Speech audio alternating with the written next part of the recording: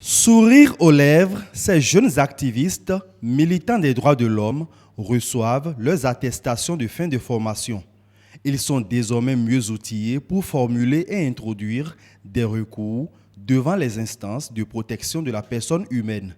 Un renforcement de capacité qui a pour maître d'orchestre la section Bénin de Amnesty International. Nous avons choisi, ayant constaté la faible mise en œuvre, sinon carrément l'oubli de l'article 40 de notre Constitution par rapport à l'éducation aux droits humains de la population, de focaliser à partir de cette année notre action sur la jeunesse, qui fait quand même plus de 60% de notre population, pour les rendre plus sensibles à la chose des droits humains en général et plus particulièrement à mettre à l'épreuve les mécanismes juridictionnels de notre pays, de la sous-région et du monde entier sur la question des droits humains.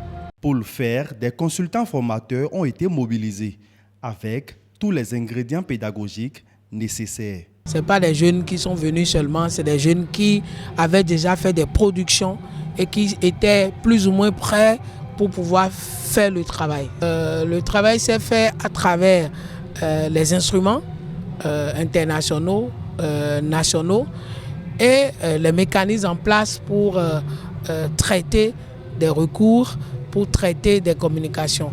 Les mécanismes sont juridictionnels et sont aussi non juridictionnels.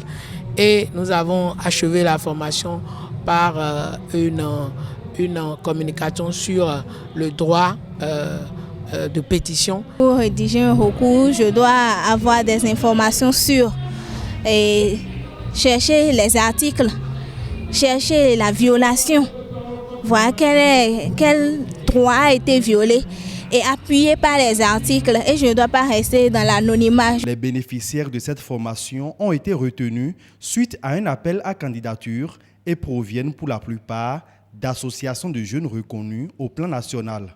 Ils sont appelés à leur tour à impacter d'autres jeunes pour une meilleure saisine des juridictions compétentes en cas de violation des droits humains.